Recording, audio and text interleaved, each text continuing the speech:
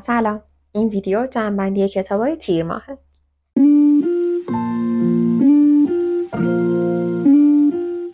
تیر ماه من با کتاب نامه به کودکی که هرگز داده نشد نوشته اوریانا فالاچی شروع میشه که خود این نویسنده ایتالیایی هستن و روزنامه نگار بودن و توی زمان جنگ جهانی دوم فعالیت‌های خیلی برجسته‌ای داشتن.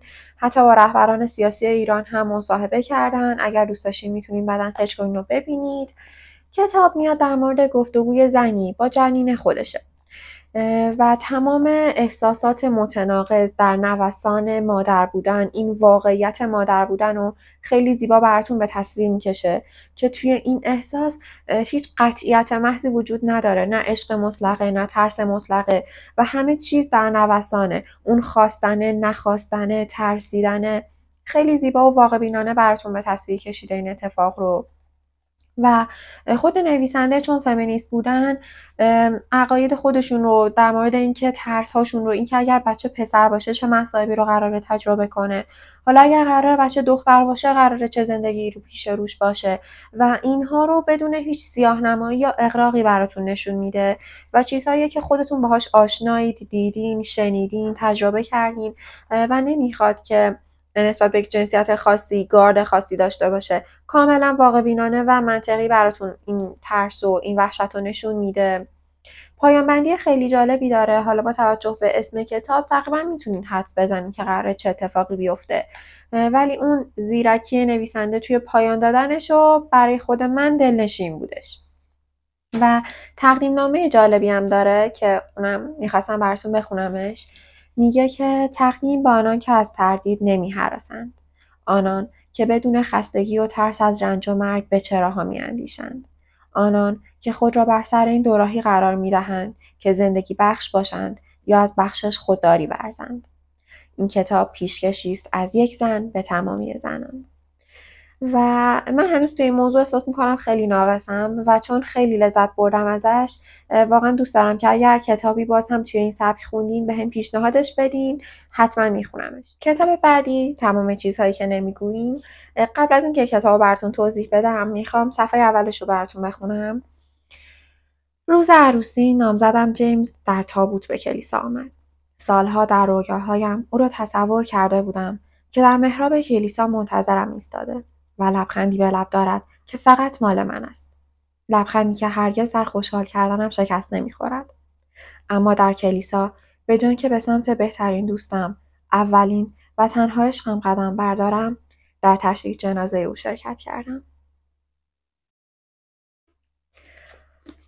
کتاب اینطوری شروع میشه که شروع متفاوت و خیلی متاثر کننده ای داره و بعد از اون حالا دقیقا تو همین 5-6 صفحه بعدی متوجه این میشین که یکی میاد یه خبر عجیب در مورد نامزدش بهش میده و در کنار اون غمی که داره یه شک و تردید و ناراحتی هم براش برمغان میاره و باعث میشه که کلا به اساس رابطه‌ای که داشتن شک کنه به اینکه چرا باید همچین چیزی رو از نامزدش بشنوه، اصلا دلیل این کار چی میتونه باشه.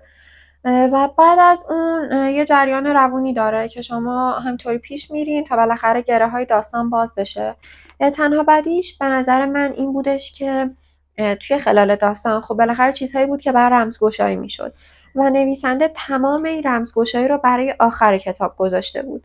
یعنی شما 300 صفحه رو خب ادامه میدادین، جریان قصه روون بود و منتظر اون رمزگشایی بودین، ولی میتونست یا حالا اطلاعات دیگه ای رو، گره های جدیدی رو توی داستان به وجود بیاره یا بخشی از اون گره ها رو در خلال داستان باز کنه، جوری که شما احساس نکنید یه اتفاق مهم اول داستانه، یکی خیلی مهم آخر داستانه و این وسط اگر بخواین چیزی رو نام ببرین خیلی اتفاق خاصی نمیافته.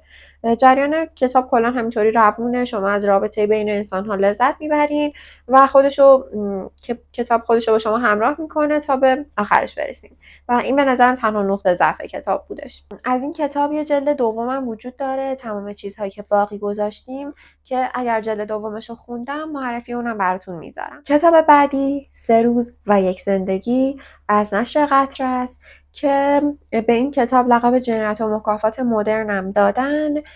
داستان کتاب در یکی از شهرهای کشور فرانسه اتفاق میفته و شخصیت اصلی داستان آنتوان پسری 12 ساله است. در شهری زندگی میکنه که یه بافت متعصب، منزوی و تقریبا فقیری داره. آدم هایی که توی اون شهر هستن مدام در اضطراب از دست دادن کارشون هستن، کارخونه ها دارن تعدیل نیرو انجام میدن و یه همچین فضاییه. توی این فضا خود همین پسر بچه یه مشکلاتی رو توی زندگی شخصی خودش داره، توی زندگیش با دوستاش، مدرسه‌ش و این هم زیاد موفق نیستش و احساس میکنه که حالا به دلیلی از جمع اونا کنار گذاشته شده.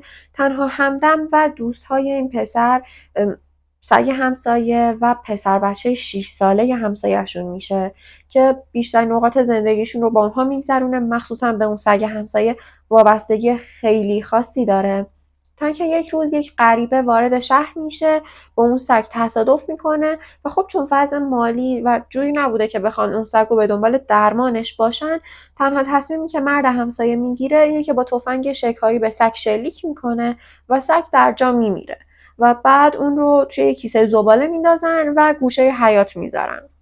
این اتفاق وقتی که جلوی چشم آنتوان میفته یکی از سنگین ترین اتفاقاتیه که توی زندگیش افتاده و هضمش براش غیر قابل باوره که چطور کسی تونسته همدم اون رو، بزرگترین اتفاق زندگی اون رو توی چند ثانیه انقدر نابود کنه و انقدر بی اهمیت وارد سطح زباله، کیسه زباله بندازه.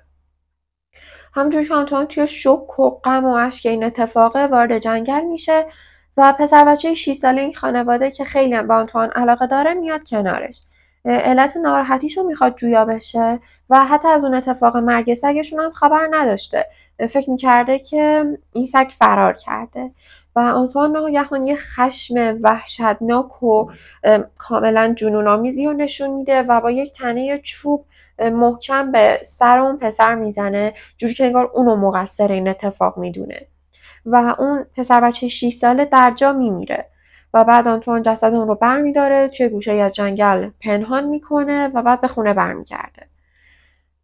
این اتفاق وحشتناک و بعد از اون میاد دنیا رو از دید یه پسر بچه به شما نشون میده که قاتله و اون ترس، اضطراب، عذاب وجدان، وحشت، همه اون چیزهایی رو که باش دست و پنجه نرم میکنه رو براتون نشون میده و توی همین اصلا کتاب 3 روز اتفاقایی رو روایت میکنه که حالا قراره این راز افشا بشه.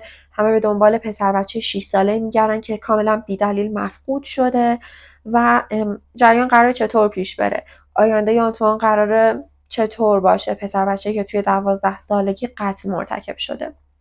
یه چیز دیگه ای هم که در مورد کتاب خیلی جذابه اینه که نویسنده از نظر روانشناسی خیلی جالب شخصیت ها رو در نظر گرفته، چه به خود آنتوان، چه مادرش، چه به آدم هایی که توی همسایگی اونها توی شهر زندگی میکنن بعد هم وارد زندگیشون میشن و روانشناسی رو خیلی دخیل و با اهمیت میدونه توی موضوع که چه چیزهایی دست به دست هم دادن که یه کودک یه همچین جنایتی رو مرتکب میشه و بعد از اون چه رفتارهایی رو آدم ها نشون میدن که توی آینده اون بچه بخواد تاثیرگذار باشه.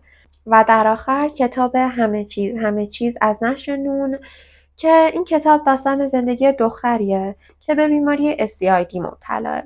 این بیماری جوریه که یه سری جهش فراوون توی ژن‌های اونها اتفاق میافته، بیماری ژنتیکیه و باعث میشه که این افراد به همه چیز حساسیت داشته باشن. هوایی که تنفس میکنن، غذایی که میخورن و آدم‌هایی که باهاشون در ارتباطن، به همه چیز حساسیت دارن و اون سیستم ایمنی خیلی ضعیفشون باعث میشه که در هر ثانیه ممکنه در معرض مرگ قرار داشته باشن. این دختر به سبب همین بیماری که داره 17 ساله که از خونه خارج نشده و با مادرش که پزشک زندگی میکنه.